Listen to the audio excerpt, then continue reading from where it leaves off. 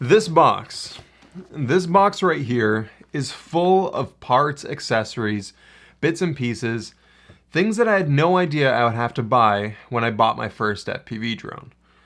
Altogether, this stuff cost me over $450, and that was money that I didn't expect to spend when I was making my first purchase.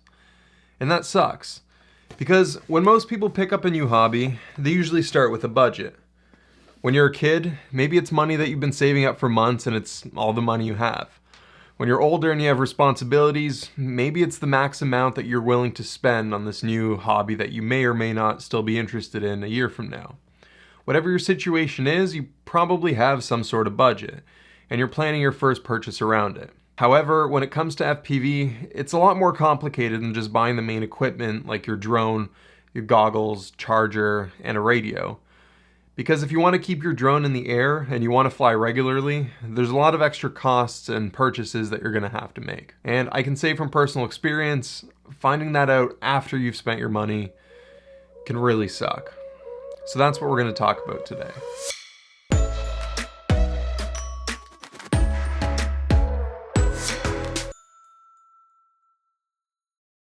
So, there are two main reasons for these hidden costs.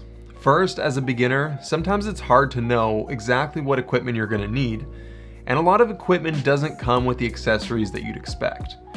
If you buy a new phone, you expect it to come with a battery, a charger, earbuds, maybe a cleaning cloth, and anything else that the average consumer would use on a regular basis. However, when it comes to FPV equipment, that's not really the case. Here's a few examples. If you were to buy a radio transmitter, it might not come with a charger. If you buy a battery charger, it might not come with a power supply.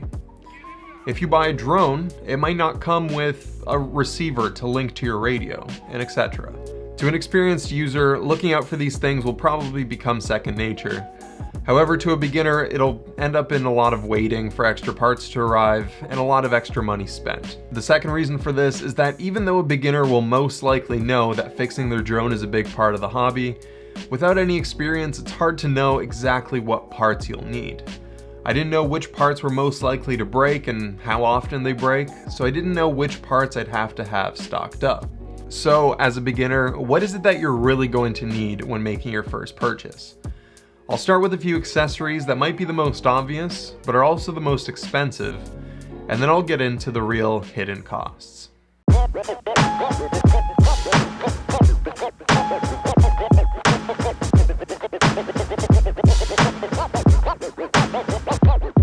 Now, if you've never even flown a drone before, you might not realize that the average drone battery only lasts between 2 to 7 minutes. And that depends on the size, the power, and how much strain you put on it. Now, when I first got started, I bought 3 of these, but not really knowing how to strap them down properly, within the first week, I ended up cutting the cables of 2 of them in my drone's propellers. After that, deciding that I wanted to fly for at least 30-minute sessions at a time, I ended up buying 5 more. The cost of 6 of these, not including the ones that I broke, or I guess approximately 30 minutes of flying, cost me $144 US.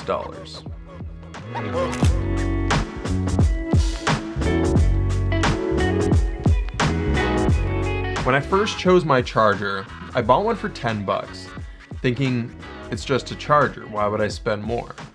However, when I first got it, it wouldn't even charge my batteries.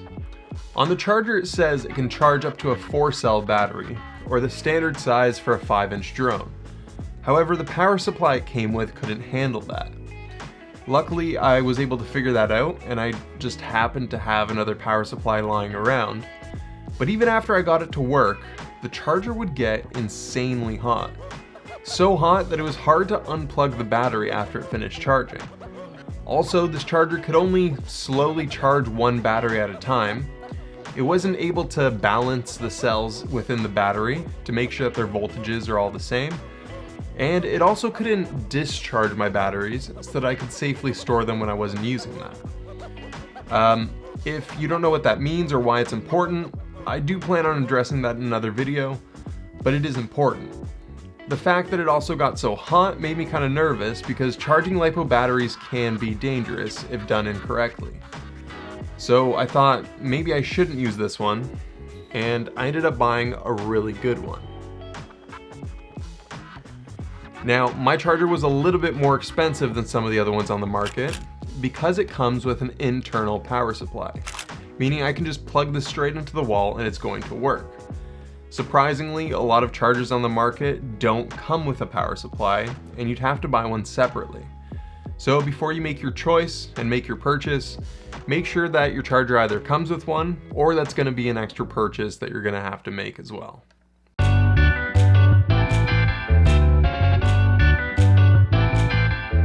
Next up, SD cards.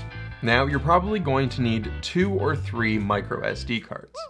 First, you're going to need a really high quality card if you want to record video on an action cam like a GoPro.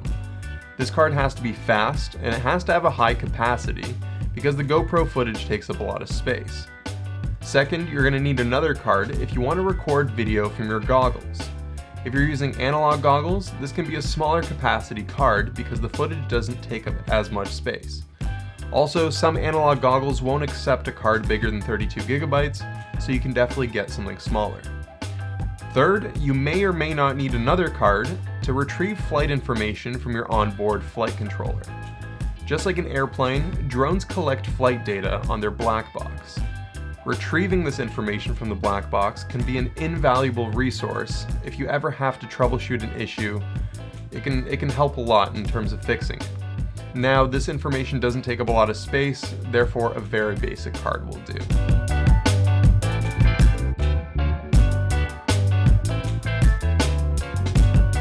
Propellers, without a doubt, are going to be the most commonly replaced item on your drone. Because if you crash your drone in almost any direction, they're most likely going to be the most exposed part. Now, when you're first starting out, if you're pushing your limit and crashing a lot, I'd say it isn't uncommon to have to replace at least one propeller every time you take your drone out.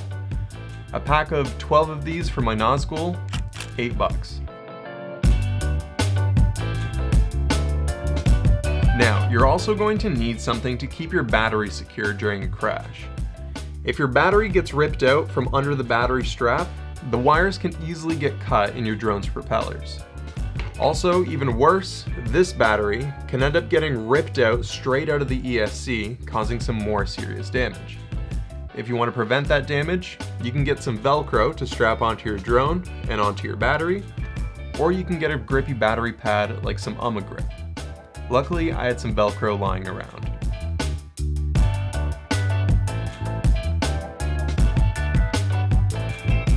Many drones come with their receiver antennas sticking straight up like this. Now, this placement works, but it also makes them one of the most vulnerable parts of your drone. Now, the angle of your receiver antennas in relation to each other is really important, and the covers are what keep them in place.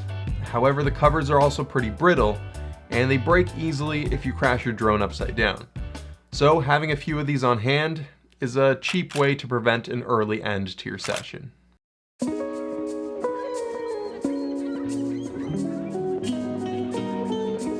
Now, if your antenna covers fail to protect your antennas, having a few spares of these is a good alternative to buying a whole new receiver. If you ever ripped one of these out, replacing them is as easy as popping one out of the port and popping a new one back on. You can be back up and flying in maybe 10 minutes. Now, a pack of 20 of these, about $12. You should also have a spare VTX antenna, or a video antenna. Now, these are much more rugged, they're a little bit thicker than your receiver antennas, but they definitely break as well.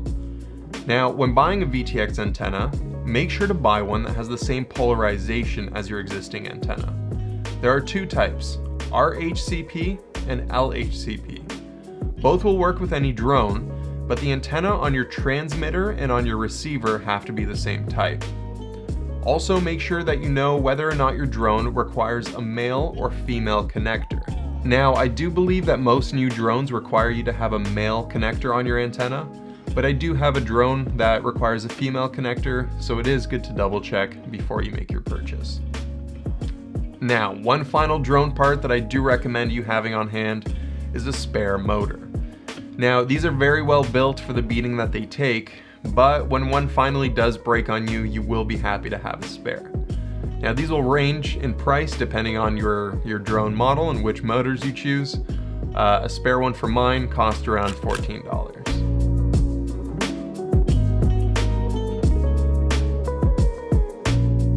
When mounting a GoPro to your drone, you want to make sure that it's secure, and you also want to make sure that the angle of your GoPro is similar to the angle of your FPV camera, so that when your drone is tilted downwards and moving forward, the angle that your camera sees is similar to what you see in your goggles. It's also important to note that on a lot of drones, the propellers come very close to hitting the frame. Therefore, strapping down a generic mount to your frame might not be possible, and you might have to buy a GoPro mount that is made specifically for your frame. You could also 3D print a GoPro mount if you have a 3D printer, but most people don't. So the GoPro mount, $20.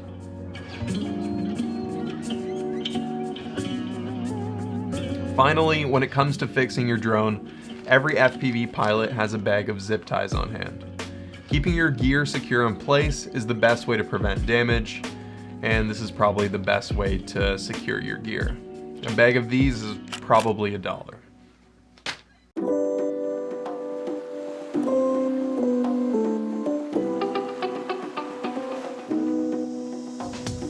So now moving on from the drone itself to the radio transmitter. When it comes to radios, there were 3 accessories that I found were very important. First, if you want to use your radio with a simulator as soon as you get it, you're going to have to get a USB cable.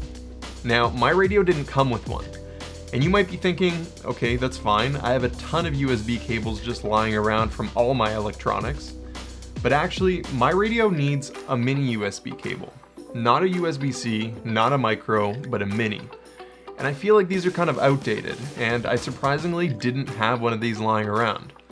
So, although these are super cheap, all I'm saying is double check and make sure what cable your radio needs so that you have one on hand and you can use it right away when you get it.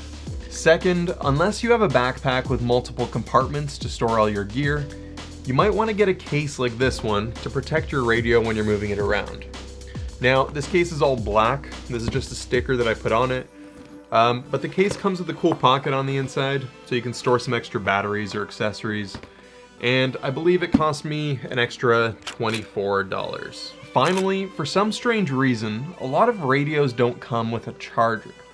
Now, this QX7 here now ships with this new port that's meant for charging its batteries, but it doesn't come with the charger to do it. So I guess before you buy, just make sure that your radio does come with a charger, and also make sure that it even comes with a battery. Currently, my solution was to purchase this battery tray that lets me use AA batteries, but it's kind of wasteful and I gotta come up with a better solution soon.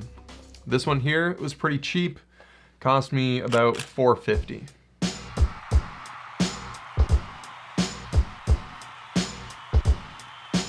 When it comes to goggles, the good news is that pretty much everything you need should come included.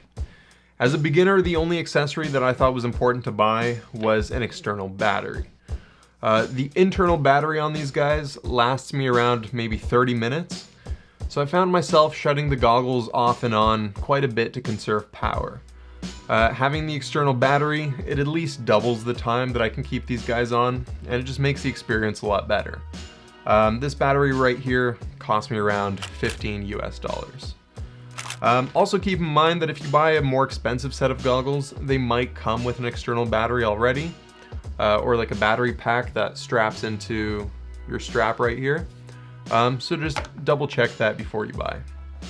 And that's the end of my list. So those are the things that I personally thought were the most important purchases that I made when first starting out in FPV. And that list doesn't even include all the tools that you'd need, like your soldering iron, your wrenches, screwdrivers, wire cutters, etc. I was lucky enough to have all those on hand when getting started. However, for those of you who don't, I will still include a list of those in the description below. Also, if you think that I forgot anything, feel free to write them in the comment section below. Because honestly, when starting out, there's a ton of stuff that would be useful to have on hand. So if you guys enjoyed this video, please give it a like. Consider subscribing. I'll definitely have more content for you guys soon. I appreciate every single one of you for watching, and I'll see you guys in the next one. Peace.